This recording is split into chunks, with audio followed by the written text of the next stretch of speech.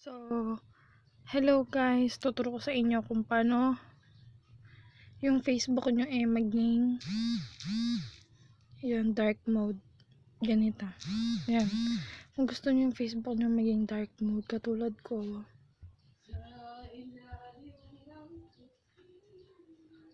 Yun. Sensya na dun sa kumanta. Kung narinig nyo man. Di yun, ayan. Dark mode na yung Facebook ko. So, share ko yun sa inyo. So, first, punta kayo sa Play Store.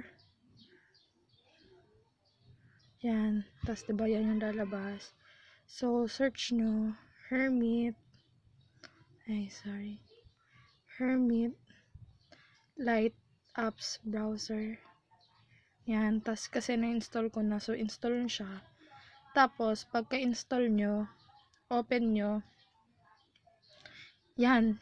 Yan na yung naging dark mode ko. So, pag wala pa, diba ganyan, create nyo lang siya. Tapos, may lalabas na mga apps na gusto nyong yun, i-dark mode. Ayan, Instagram, Messenger, Facebook, Twitter. So, pag yun na siya, pag nagawa nyo, pinutin nyo to, yan, yung akin okay na. So, ayun na siya. Dito na siya lalabas sa light apps, sa baba. Pag okay na, pag na okay nyo na, then, di ba ko na, may lalabas sa inyo na ganito.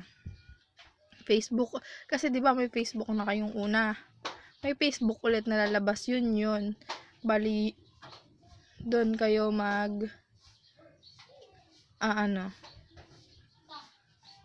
doon, yun na yun. Tapos, pagka di lumabas na siyang ganyan, so, pasensya na, medyo maingay. Lalabas na yan ng ganyan, hindi pa pala siya black, puti pa siya, parang natural na Facebook lang. Pinutin nyo tong setting sa taas, ayun, night mode. Tapos, kung gusto nyo liitan yung text, ayun, ayan, night mode. Yun. Pag hindi kasi naka night mode, yun yung lalabas. Check nyo. Yan yung unang lalabas pag hindi naka night mode. Yan. Pag naman yung night mode nyo, doon nalalabas yung color black na Facebook. Yan. So, sharing is caring. Kaya, share ko sa inyo.